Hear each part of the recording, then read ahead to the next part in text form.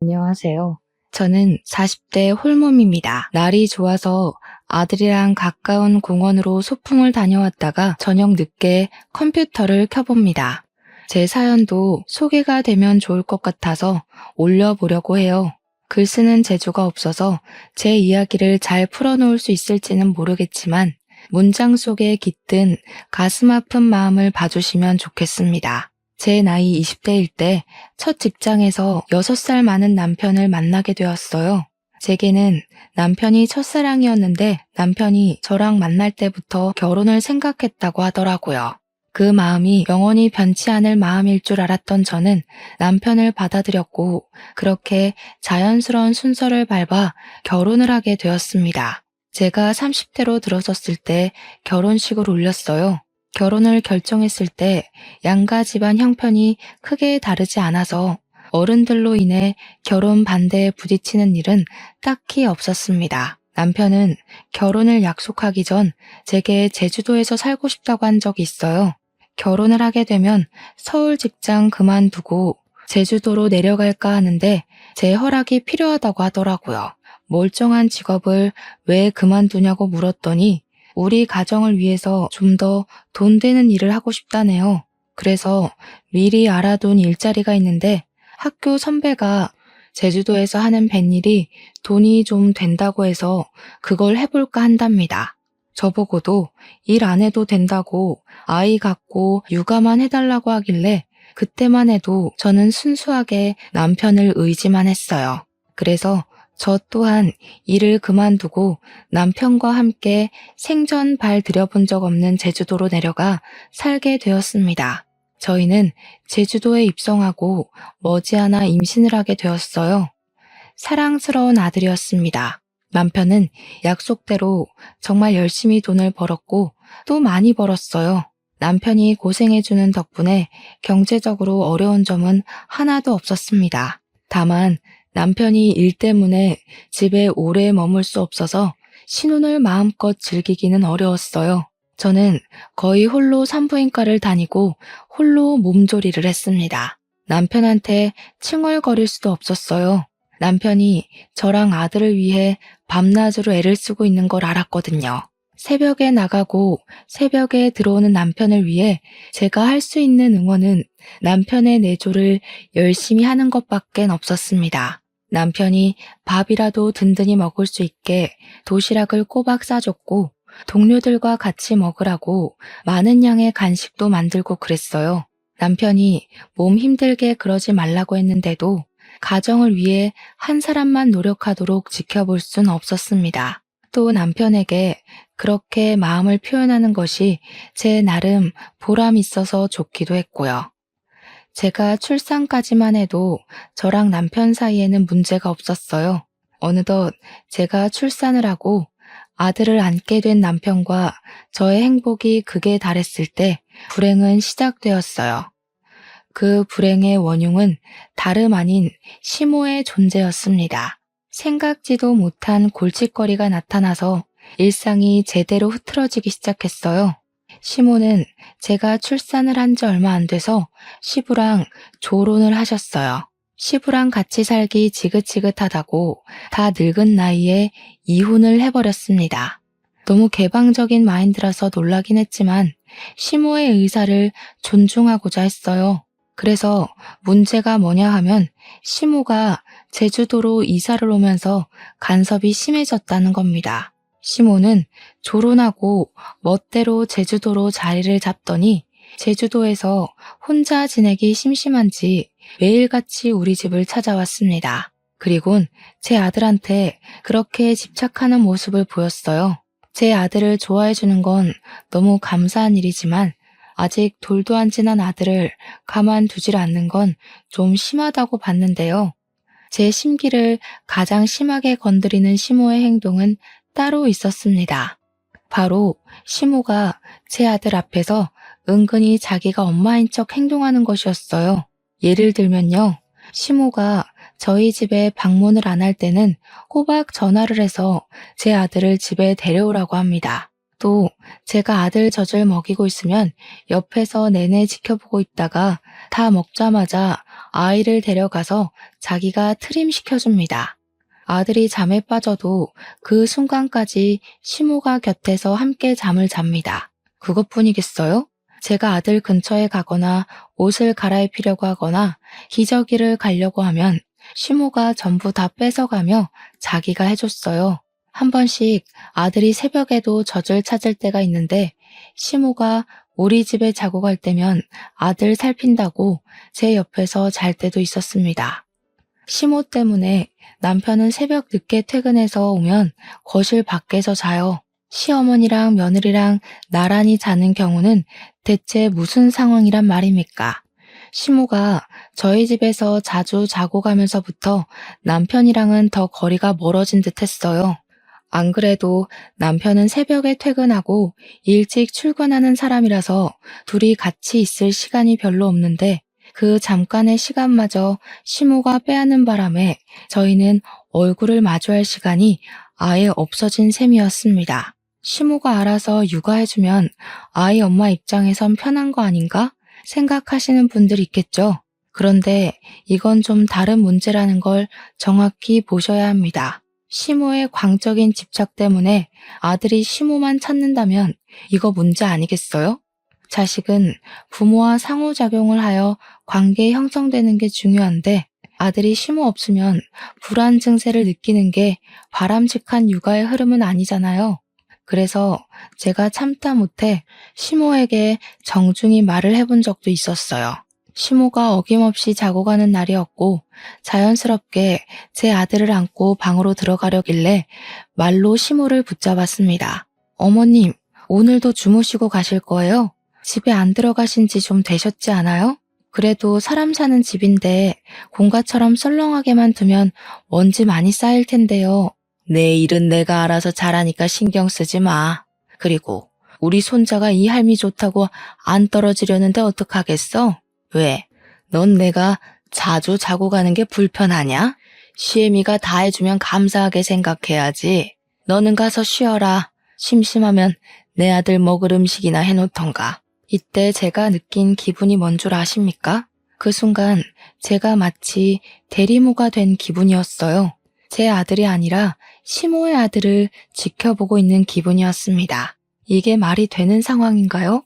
아이를 봐주는 것도 한두 번이지 제가 일을 안 해서 충분히 애를 볼 수 있는데 아들 근처도 못 오게 하니까 갈수록 스트레스가 쌓였어요. 시모랑 안 맞는 부분이 있다고 바로 성질부터 내는 며느리는 없잖아요. 참을 만큼 참다가 더는 안 되겠을 때 며느리들도 폭발을 하지 않습니까? 저도 시모가 남편의 엄마이기도 하고 제 아들의 할머니이기도 하니까 최대한 좋게 이해해 보려고 노력했어요. 그러나 저도 한계가 있는 사람이더라고요. 시모 때문에 제 아들을 많이 안아보지도 못했는데 아들이 뒤집기를 하는 것도 물건을 만지기 시작하는 것도 자리에 앉는 것도 전부 시모가 먼저 본 뒤 제게 사진으로 보여줘요. 제가 집안일을 하는 동안 놓쳤던 아들의 모습을 항상 시모를 통해서만 봐야 하는 것이 점점 화가 나기까지 했습니다. 어떤 날에는 너무 서러워서 남편 퇴근하는 시간까지 안 자고 있다가 피곤에 찌들어 들어오는 남편에게 투정을 부린 적도 있었어요. 그날 남편은 제가 울면서 마중을 하고 있자 많이 당황했습니다. 나 어머님 때문에 너무 속상해. 지금도 어머님이 애 손도 못 대게 둘이서 자고 있어. 왜 어머님이 나랑 아들 사이를 갈라놓고 가운데서 자냐고. 계속 이대로 지내야 되는 거면 나 못 견딜 것 같아. 당신이 어머님한테 말 좀 해주면 안 돼? 그랬어? 알았어. 내가 엄마한테 잘 말해볼게. 아마 엄마는 당신한테도 도움될 거라 생각하고 그런 걸지도 몰라. 내일 내가 엄마랑 대화해 볼 테니까 울지 말고. 남편도 그 부분에 대해서 문제를 느끼긴 했었는지 제게 굉장히 미안해했고 제 눈치를 봤습니다. 그날 밤은 저를 다독여주느라 자는 시간을 조금 빼앗기기도 했어요. 그게 미안해서 저도 조금 자고 일어나 남편이 좋아하는 음식으로 도시락을 준비해서 출근을 보냈습니다. 남편 말대로 남편이 시모한테 말은 해본 것 같았어요. 하지만 남편은 시모의 드센 성격을 이길 만한 위인은 못 되는 사람이었습니다. 시모는 오히려 제게 냉담한 태도를 보이면서 이전과 다를 바 없게 행동했어요. 불만이 있었으면 나한테 직접 말을 하지 그랬니? 그리고 내가 앞으로 살면 얼마나 더 산다고 손자 조금 안고 있는 걸로 그렇게 불만을 가져야겠어? 나 죽으면 네가 실컷 끼고 살 아들이잖아. 그 몇 년도 못 참아주니? 네 아들이기 전에 우리 아들 핏줄이니까 할미인 나도 손자랑 가까이 지낼 권리가 있는 거야. 그건 네가 애 엄마고 해서 간섭하면 안 되는 거라고. 그런 말이 아니잖아요. 어머님께서 제 아들한테 친근한 할머니 돼주는 건 감사하죠. 근데 문제는 어머님께서 아이 엄마인 제가 해야 할 몫까지 다 뺏어간다는 거예요.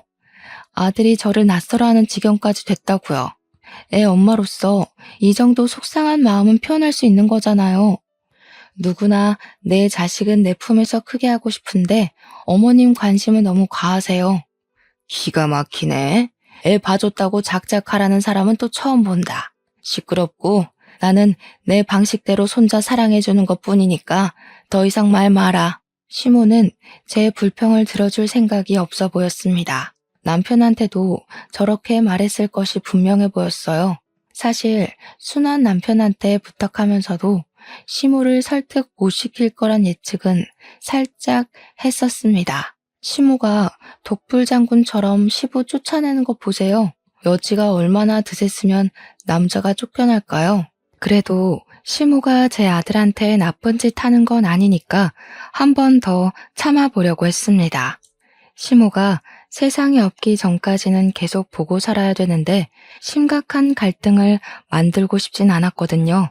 저도 조금 욕심을 낸 부분이 있다면 젖 먹일 때는 시모가 없는 곳에서 먹이려고 대놓고 말씀드렸어요.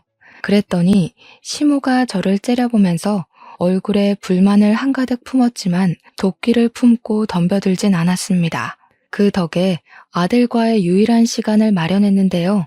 당황스럽게도 생각지도 못한 문제가 생겨버렸어요. 아들이 하루하루 지날수록 시모랑 더 안 떨어지려고 하더라고요. 이젠 정말 시모가 엄마라도 되는 듯 잘 때 시모가 없으면 엉엉 울기 시작했습니다. 제가 안아주면서 달래도 목청 나가라 울부짖어요.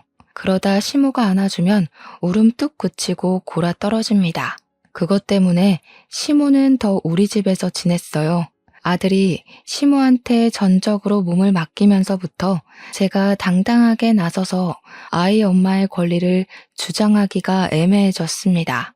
그렇다고 아들 좋을 대로 내버려 두기엔 저는 여전히 시모의 육아 방식이 마음에 안 들었어요. 시모는 제 아들이 자다가 조금만 뒤척거리면 그 기척에 일어나서는 아들 살피면서 말을 걸었고 기저귀 살피면서 아들의 잠을 깨웠고 잠에 깨면 무조건 분유를 먹여서 재우곤 했어요. 이러다 제 아들 수면질이 다 망가지고 우식증까지 올까봐 갈수록 걱정되더라고요. 더 이상 참는 게 힘들어서 저는 결국 시모에게 또 한 번 불평을 드러냈어요. 지난번엔 불평뿐이었다면 이번에는 불평을 담은 어떤 선포였죠. 어머님, 이제부터 제 아들은 제가 돌보고 싶은데요. 어머님이 도와주시는 거 감사한데 저 어머님 도움 필요 없어요. 그리고 똑똑히 좀 아세요. 손자랑 아들은 다른 거예요. 엄마가 버젓이 있는데 할머니가 왜 애를 봐요? 저는 수백 번을 생각해도 잘못된 것 같아요. 뭐야? 지금 내가 걸리적거린다는 거냐? 엄마가 보든 할미가 보든 애만 잘 크기만 하면 되는 거 아니야? 내가 분명 말했지. 나한테도 아이 볼 권리 있다고. 자꾸 권리 따지시는데 그렇게 따지면 그 권리를 가질 순위는 어머님보다 10개월을 품고 있었던 제가 우선순위 아닐까 싶은데요. 아이 엄마 되는 사람이 그만해달라고 하면 그래야 되는 거 아닌가요? 저 어머님 도움 필요 없으니까 앞으로는 집에 가서 주무시고 일주일에 두세 번만 와주세요. 제 말에 열이 받는지 얼굴이 달아오른 시모는 제게 하고 싶은 욕을 다 퍼붓고 집으로 돌아갔어요. 그 뒤로 삐쳤는지 우리 집을 아예 안 오더라고요. 근데 시모가 저 때문에 생긴 불평을 남편한테 전화해서 하소연했나 봐요. 새벽 늦게 들어온 남편이 저를 깨우더니 거실 밖으로 데리고 나오라고 하는 겁니다. 내가 요 며칠 엄마한테 시달리느라 더 피곤해. 당신도 엄마한테 불만 있으니까 내가 웬만하면 내 선에서 해결하려고 했거든? 근데 생각할수록 당신이 좀 더 심했다는 생각이 드네. 그래도 우리 애가 예뻐서 엄마가 그랬던 건데 꼭 그렇게 쫓아낼 필요는 없었잖아. 남편이 제게 차분차분 얘기하면서 한숨을 쉬는데 너무 서운하더라고요. 남편은 제가 시모 때문에 얼마나 스트레스 받았고 참아왔는지 잘 아는 사람이었어요. 그래서 적어도 중립은 지켜줄 거라 기대했는데 결국 남편은 저더러 시모의 행실을 참아달라고 얘기하고 있었습니다. 나는 어머님한테 그렇게 경고 준 거 후회 안 해. 어머님이 당신한테 얼마나 솔직하게 하소연했는진 모르겠는데 당신이 직접 안 봐서 그렇지. 지금 우리 아들이 어머님한테 엄마라고 부르게 생겼어. 어머님께서 딱 할머니 노릇만 해준다면 당연히 감사하지. 근데 그게 아니라고. 남편은 저와 시모 사이를 해결 볼 수 없다는 걸 직감했는지 결국 대답 대신 한숨을 쉬었고 그만 씻어야겠다며 더 이상의 대화를 회피하였습니다. 피곤한 남편을 상대로 심신까지 피로하게 만들고 싶진 않았는데 정말 미안했어요. 그 뒤로 저희는 은근하게 불편한 분위기로 지냈지만 그래도 저는 시모 꼴을 꽤 오래 안 볼 수 있어서 마음은 편했습니다. 아들이 시모가 없어서 우는 것도 잘 달래니까 저를 엄마로 봐주더라고요. 모든 상처는 시간이 약이라는 말이 저희 가정에도 통하나 봐요. 서먹했던 남편과의 관계도 다행히 서서히 풀려갔습니다. 결혼 기념일에는 남편이 제게 꽃다발도 사주었고 이번에 시간 빼서 바람 쐬러 가자고도 하더라고요.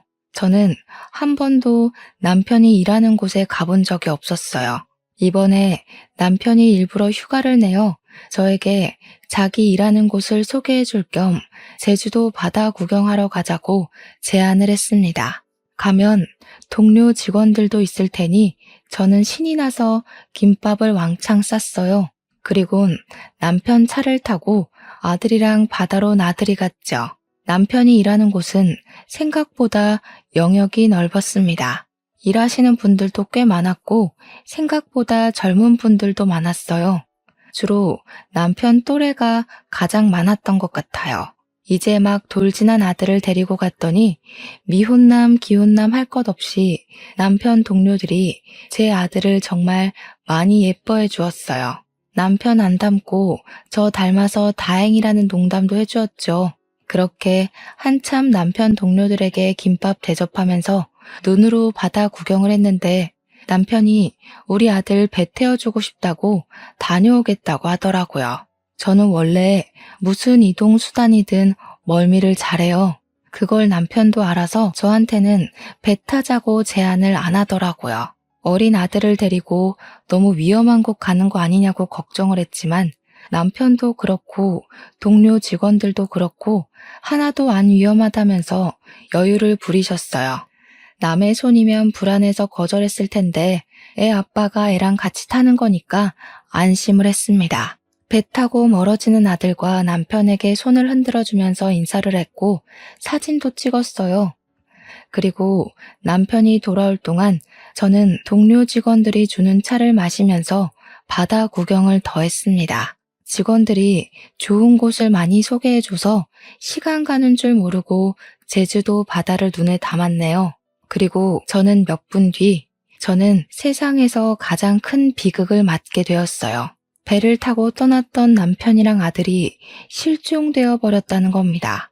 남편이 타고 간 배는 작은 배였는데 뜻하지 않게 배에 문제가 생기는 바람에 침몰하는 사고가 났다는 거 아니겠어요? 그 소리를 듣자마자 바로 주저앉아 버렸습니다. 주변 사람을 붙잡고 거짓말하지 말라고 몇 번이나 사실 확인을 하였어요. 사람들이 하는 말을 믿지 않고 싶어서 계속 부정만 하였는데 얼마 뒤에 해양경찰이 나타나고 난리인 겁니다. 그제야 저는 남편과 아들의 사고를 실감했어요. 안 돼. 안 돼요. 우리 아기 좀 살려주세요, 선생님들. 우리 남편이랑 아기 좀 데려와 주세요. 무사하다고 말 좀 해주세요, 제발. 정말 심장 박동이 헤아릴 수 없을 만큼 미치게 뛰면서 정신을 못 차렸습니다. 저 진심으로 바다에 뛰어들 수 있을 것 같았어요. 남편이랑 아들이 어떻게 됐는지도 모르는데 마음 놓고 앉아만 있을 수 없겠더라고요. 제 가족이 없으면 저 또한 아무것도 아닌 사람이라 생각했거든요. 그래서 기다리지 못하고 무작정 선착장으로 달려가면 직원들이 저를 붙잡아 말리면서 괜찮을 거라고 달래주기도 했습니다. 정확히 남편과 아들이 어떻게 됐는지 듣기 전까지는 지옥이 따로 없었어요. 1분이 1시간처럼 느껴지는 그곳에서 저는 하염없이 눈물만 흘렸습니다. 할 수 있는 게 없었거든요. 그렇게 나중에 들려온 소식은 배는 건졌으나 남편이랑 아들은 찾을 수가 없다는 비보였어요. 그리고 저는 그대로 숨이 넘어가 기절을 해버렸죠. 다시 눈을 떴을 때 제 곁을 지키고 있던 사람은 남편 동료 직원 한 분과 시모였어요. 응급실이었는데 동료 직원분이 먼저 제가 의식을 찾은 걸 목격하고는 급히 간호사를 부르러 갔습니다. 그러자 시모가 뒤늦게 제 얼굴을 마주했는데요. 단단히 화가 난 얼굴이더라고요. 아직 입술이 떨어지기도 전인데 시모가 제 머리채를 먼저 잡아버리는 바람에 저는 억소리를 내고 말았어요. 네 년이 감히 내 아들이랑 내 손주를 죽여? 염치도 없이 왜 깨어났어? 그냥 이대로 너도 죽어버리지. 뭐하러 다시 살아나냐고. 너 같은 게 엄마냐? 너 같은 게 와이프야? 가족들 다 죽여놓고 무슨 낯짝으로 너만 살아나? 시모도 남편과 손자의 실종 때문에 충격이 큰 것 같았습니다. 그 모든 걸 제 탓하면서 머리채를 잡고 흔들었어요. 저는 시모 덕분에 그 끔찍했던 비보가 꿈이 아닌 사실이란 걸 다시 자각했죠. 시모는 모든 걸 제 탓하고 싶었을 거예요. 저도 남편과 아들을 잃은 게 제 탓이라고 생각을 했기 때문에 시모한테 반항도 못했습니다. 시모가 소란을 피우자 임직원들이 다 달려왔고 주위 환자들과 보호자들이 시선을 보냈어요. 시모는 그대로 직원들에 의해서 쫓겨났습니다. 저는 눈을 뜨자마자 다시 숨 넘어갈 듯 눈물을 흘렸어요. 동료 직원이 제 흥분을 진정시켜주면서 곁을 지켜주었는데 동료 직원분 아니었으면 무슨 도구든 찾아내서 극단적인 선택을 해버리지 않았을까 싶습니다. 응급실에서 겨우 정신만 차리고 나서 귀가를 했어요. 그때까지도 동료 직원분이 함께 해주었죠. 그날 이후로 제 머릿속이 시끄러운 것처럼 저의 환경도 180도 엉망으로 변해버렸어요. 완전 화가 난 시모가 우리 집에 하루가 멀다 하고 들이닥쳤거든요. 집에 와서는 저에게 손찌검을 하고 물건으로 두들겨 패고 우리 집 가구를 부수고 난동을 부렸습니다. 그러면서 저더러 나가 죽으라고 저주를 퍼부었어요. 저더러 사람 목숨 앗는 귀신이라고 부르기도 하더군요. 시모는 저 때문에 아들이랑 손자 잃었다고 원망을 그렇게 많이 했습니다. 말했다시피 맞다고 생각했어요. 그래서 처맞으면서도 변명 못했고 덤벼들 수 없었습니다. 나 때문에 남편과 아들이 죽었다는 거 완전히 아니라고도 못하니까요. 그저 모든 게 제 탓이니 시모 말대로 처맞고 세상을 뜨고 싶기도 했네요. 저는 그렇게 울면서 제주도에 틀어박혀 시간만 보냈습니다. 아직 남편과 아들의 시신을 찾은 것이 아니기 때문에 혹시나 구조되진 않을까 기다렸어요. 그러나 한 달, 2달 기다려도 나타나지 않는 남편과 아들 소식 때문에 더 이상 살고 싶지 않더라고요. 제가 너무 나약해서 끈기 있게 기다리질 못했어요. 그래서 어느 날 새벽 저는 바닷가로 향했고 바닷속 어딘가에 있을지 모를 남편과 아들을 생각하면서 몸을 내던지려고 했습니다. 그런데 그때 저를 막아준 사람이 있었는데요. 바로 남편 동료였습니다. 마침 새벽 근무였나 보더라고요. 남편 동료는 남편이 사고 난 당일에 저를 가장 적극적으로 말리고 위로해줬던 사람입니다. 그는 기절한 저를 응급실에 데려가 주었고 깨어날 때까지 곁을 지켜준 사람이었으며 또 응급실에서 자해를 할 뻔했던 저를 구해준 사람이기도 했어요. 아직 확실한 소식도 안 났는데 이렇게 약한 생각하면 어떡해요? 왜 죽으려고 하는 건데요? 남편이랑 아들 살아 돌아올 때까지 이 악물고 버텨야지. 나만 어떻게 그래요? 남편이랑 아들은 숨도 못 쉬고 바다 안에 있을 텐데 어떻게 나만 잘 자고 잘 먹고 사냐고요. 그냥 죽게 두세요. 남편이랑 아들 없이는 살기 싫어요. 그 사람은 저를 끝까지 놓아주지 않았습니다. 계속해서 약한 생각하지 말라고 혼쭐만 내주었어요. 저는 결국 아무것도 못하고 바다 앞에서 실랑이만 벌이다가 결국 서럽게 울었습니다. 그 이후로 그 사람은 제가 죽을까봐 걱정이 되는 건지 매일같이 우리 집을 찾아와 줬습니다. 저를 데리고 억지로 밥을 먹이고 억지로 잠을 재우고 집안일까지 손수해 주었어요. 그러는 동안에도 저는 정신을 못 차리고 죽지 못해 사는 사람처럼 그렇게 지냈죠. 그렇다 보니 시모도 그 사람을 볼 수밖에 없었는데요. 그 남자가 우리 집을 들락날락거리자 시모는 건수 하나 더 잡았다는 듯 제게 회심의 일격을 날렸습니다. 제 귀싸대기를 때린 거죠. 이 미친년이 남편이랑 지 아들 죽은 지 얼마나 됐다고 그새 바람을 피워? 설마 이러려고 내 아들이랑 내 손주 죽인 거야? 저는 시모의 원망을 받는 것이 한편으로는 남편과 아들을 잃고도 목숨을 부지하고 있는 죗값을 받는 것 같아서 묵묵히 당해주기만 했습니다. 시모에게 폭언을 듣고 손찌검을 당할 때면 제 안의 죄책감이 조금 누그러지기도 했거든요. 이대로 더 심하게 맞고 세상을 뜨고 싶다는 생각도 매일 하면서 지냈어요. 그런데 남편 동료 직원이 제 곁을 머물면서부터 제 삶은 뜻하지 않게 자꾸 구제되었습니다. 시모한테 처맞고 있는 그 타이밍에 그 남자가 들이닥쳤는데 사정없이 시모를 저에게서 떼어놓더니 집 밖으로 끌고 나갔어요. 그리곤 대문 앞으로 내동댕이 쳐버리더군요. 한 번만 더 이 집 찾아오거나 근처에서 얼씬거리면 아줌마도 똑같이 만들어줄 거예요. 남자한테 주먹 맞아봤어요? 그 연세에 남자 주먹 맞으면 이빨 몇 개는 털릴 거예요. 이른 나이에 틀니 끼고 싶으면 계속 찾아오던지. 시모는 그 남자의 협박을 받고 난 후 정말로 발길을 끊어버렸습니다. 다신 찾아오지 않았어요. 나중에 알아보니 이사를 갔더라고요. 그것도 그 남자가 말해줘서 알았습니다. 시모를 볼 때마다 남편이랑 아들 생각이 나서 더 많이 울곤 했는데 시모가 없으니까 시간이 흐를수록 그 남자가 말하는 대로만 생각하게 되더라고요. 그 남자는 끊임없이 제게 괜찮다, 잘했다, 행복했으면 좋겠다 그런 긍정적인 말들만 해줬어요. 초반에는 남자의 그런 위로마저 자책으로 느껴졌는데 무려 10년을 그런 소리만 듣고 사니까 염치 없게도 큰 안정감이 생기더라고요. 그 남자는 고맙게도 10년씩이나 제 곁에 있어 주었습니다.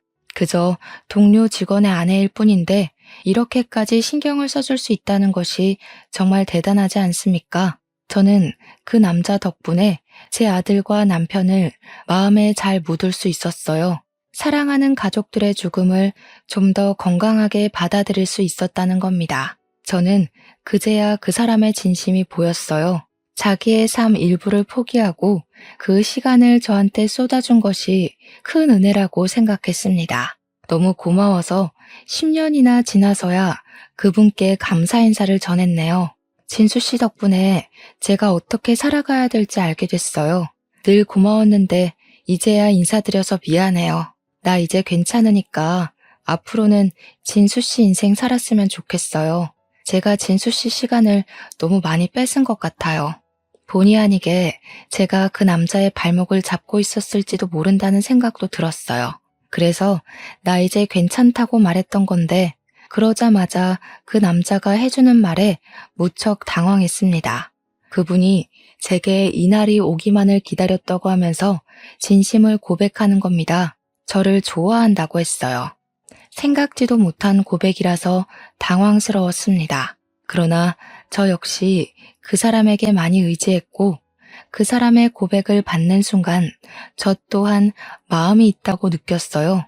10년 만에 처음으로 두근거렸거든요. 얼떨결에 저는 그 사람과 재혼을 약속하고 말았어요.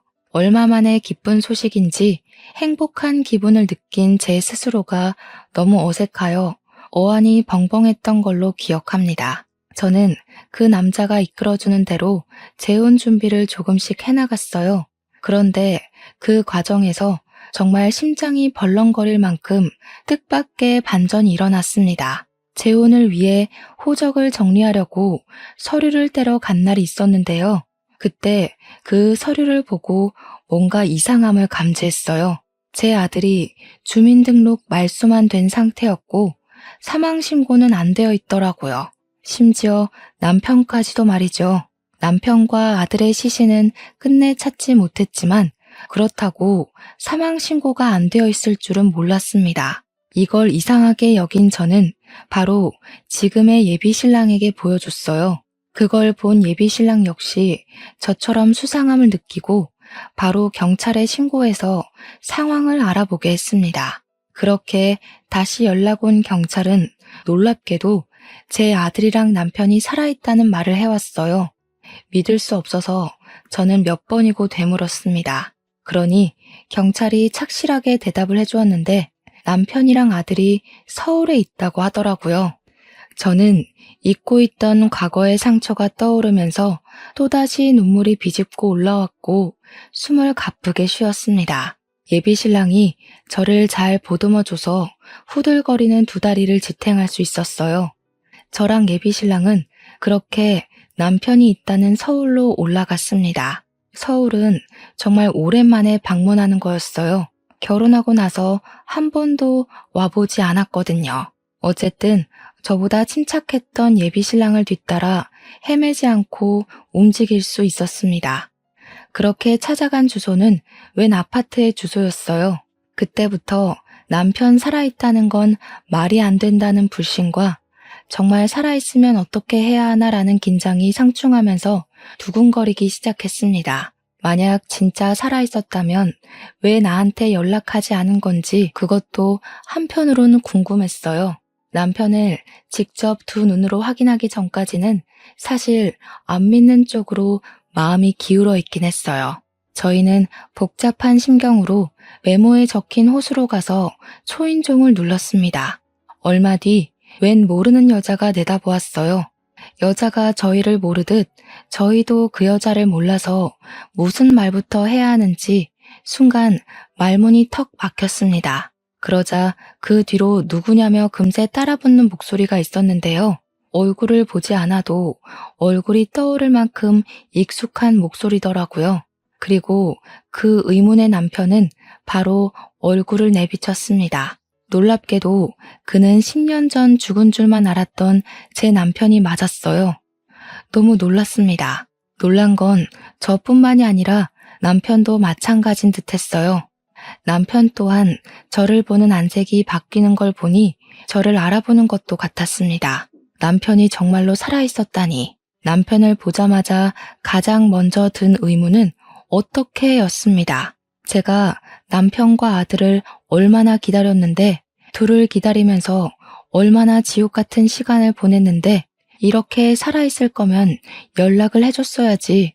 기억을 잃은 것도 아니면서 대체 왜 멀쩡하게 살아있으면서도 연락을 안 했는지 이해가 안 되었어요. 그러다 놀라서 얼어붙어 있던 남편이 의문의 여자 보고 여보라고 하며 급하게 문을 닫으려고 할 때 저는 남편의 마음을 다 알아버렸습니다. 남편의 재혼, 그것이 멀쩡하게 살아있었음에도 10년간 잠적을 했던 이유인 것 같았어요. 저는 문 닫으려는 남편의 멱살을 잡으면서 문 안으로 비집고 들어갔어요. 당신이 죽은 줄 알고 내가 몇 년을 울었는데 어떻게 이렇게 멀쩡히 살아있을 수가 있어? 도대체 무슨 짓을 한 거야? 설마 새 살림 차리고 싶어서 죽은 척 했던 거야? 왜 이러세요? 사람 잘못 보셨습니다. 이거 주거 침입인 거 몰라요? 경찰 부르기 전에 나가라고. 남편은 뒤늦게라도 시종일관 모른 척하며 부인으로 보이는 그 여자를 방에 보내려고 했습니다. 그러자 그 여자가 상황의 심각성을 눈치챘는지 한마디 내뱉더라고요. 당신 전처 죽었다고 하지 않았어? 이분이 당신 전처되는 분이야? 익사사고로 죽었다더니 설마 거짓말이었어? 익사사고라. 남편 재혼녀의 말로 인해서 우선 남편이 저를 속였다는 것은 증명이 되었어요. 그러고 보니 남편이 제 도장을 마음대로 훔쳐가 멋대로 이혼 서류에 도장을 찍은 줄도 모르고 있었네요. 어처구니가 없어서 저도 더 따졌습니다. 익사사고로 연기한 건 당신 아니냐고 소리를 쳤죠. 그러자 남편은 저한테도 해명하고 지 부인한테도 해명하느라 완전 반정신이 나가 있었어요. 저를 모른 채 하는 건 금세 포기를 했는지 저를 시한폭탄 대하듯이 밖으로 밀어내더라고요. 밖에 나가 있으면 다 설명해준다고 말이죠. 10년이나 거짓말을 쳐놓고 고작 한다는 말이 나중에 설명해주겠다니 참 기가 막혔습니다. 남편이 저를 버리고 재혼을 했다는 것도 알았고 남편 마음엔 제가 애초에 없었다는 것도 알아버려서 남편의 변명 따위는 들을 필요가 없어졌어요. 다른 거 다 쓸데없고 저는 당장 제 아들을 눈으로 확인하고 싶었습니다. 근데 아무리 둘러봐도 아들로 보이는 아이가 이 집안에 없는 겁니다. 마음이 조급해져서 다시 남편을 붙잡고 따졌어요. 내 아들 안 죽었지? 내 아들 어딨어? 설마 새살림 차릴 거라고 내다 버린 거야? 당장 말 안 하면 저 사진 속에 있는 네 새끼도 똑같이 만들어버릴 줄 알아. 우리 아들보다는 어리지만 그래도 유치원생 정도로는 보이는 여자애가 찍혀있는 가족 사진이 거실 벽에 덩그러니 걸려 있었습니다. 제가 어린애로 협박을 하자 남편 재혼녀가 더 놀라서 남편을 재촉했어요. 결국 남편은 제 아들이 어디 있는지 실토를 하게 되었죠. 남편이 망설이면서 겨우 입 밖으로 꺼낸 사실은 저를 또 한 번 무너지게 만들었습니다. 남편 하는 말이 제 아들은 시모랑 따로 살고 있다고 하더라고요. 그 소리를 듣는데 얼마나 소름이 끼쳤는지 몰라요. 내가 내 아들 때문에 시모랑 어떻게 지내왔는지 아는 사람이 내 아들을 빼돌려서 시모에게 안겨준 셈이나 마찬가지라서 남편이 몹시 원망스러웠습니다. 저는 온 힘을 다해 남편을 두들겨 팼어요.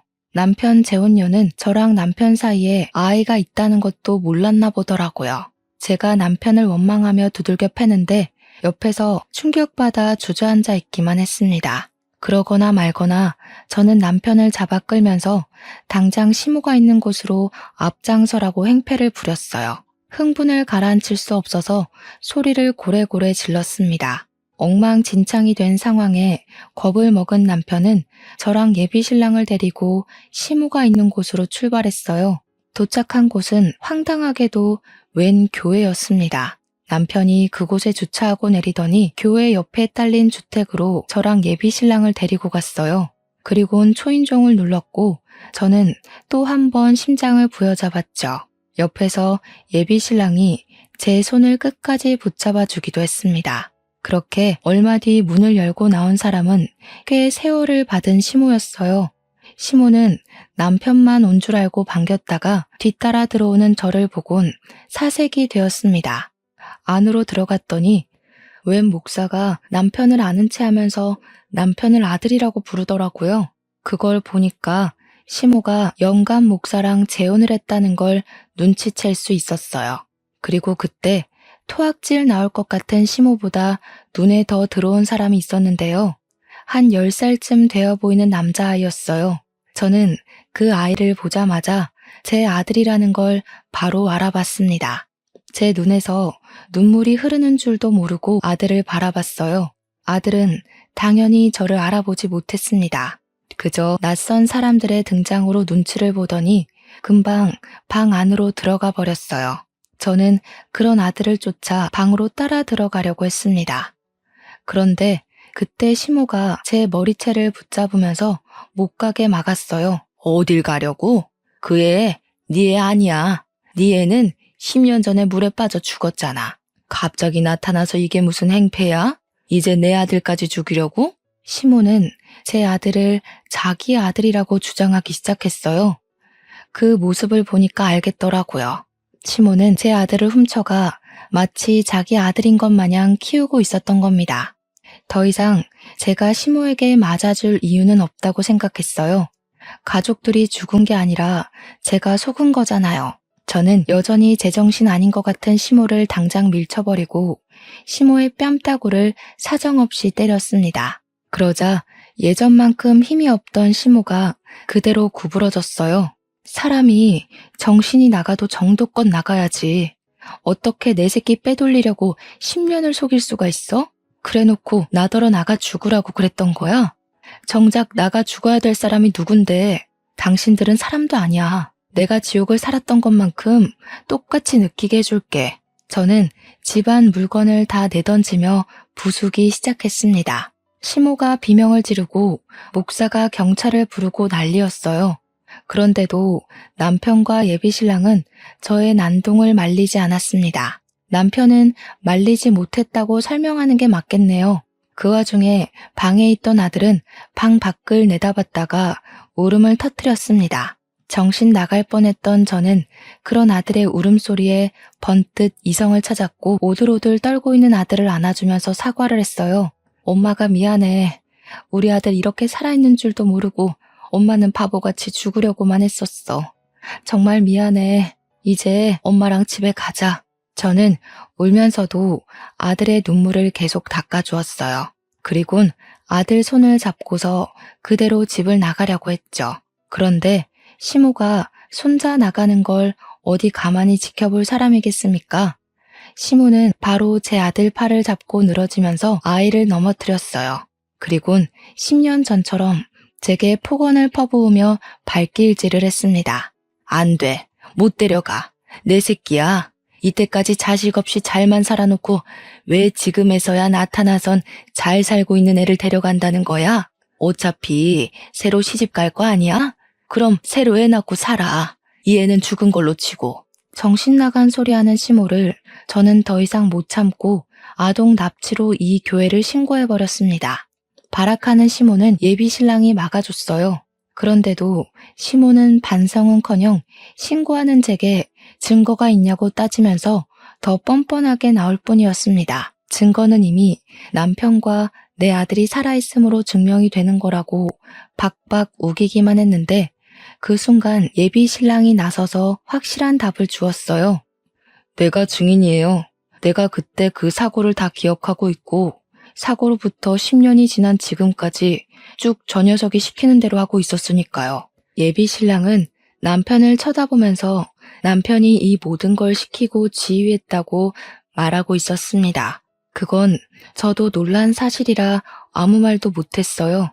그 순간 예비신랑의 말이 사실이라는 건 조급했던 남편이 알아서 증명을 해주었는데요.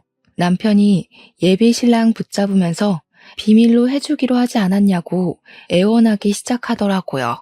알고 보니 상황은 이러했습니다.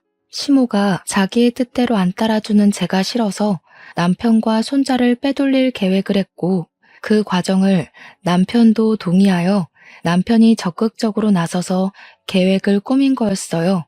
배의 사고로 위장할 테니까 제가 물으면 그렇게 말만 해달라고 제 예비 신랑한테 부탁했다는 겁니다.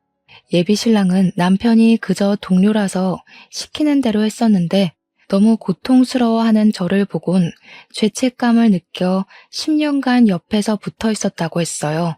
그렇게 매일 붙어 있다 보니까 정말 마음이 생겼던 거라네요. 이제야 말해줘서 미안하다는 예비신랑의 고백에 저는 주저앉아서 하염없이 눈물을 흘렸습니다. 그 사이 경찰이 와서는 남편과 시모를 아동 납치범 및 사기 죄명으로 붙잡았습니다. 그리고 이건 조사 과정에서 밝혀진 덤인데 그 교회가 헌금 횡령, 보조금 횡령 사실까지 드러나 버렸지 뭡니까? 시모 재혼남까지 구속이 되어버렸어요. 그 교회는 문을 닫게 되었죠.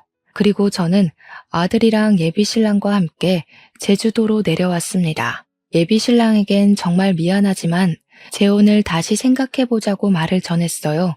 예비 신랑을 많이 사랑하지만 제가 10년간 아무것도 못하고 죽을 것처럼 살았던 걸 제일 가까이서 봤으면서 그걸 긴 시간 묵인하고 있었다는 것이 너무 배신으로 다가왔거든요.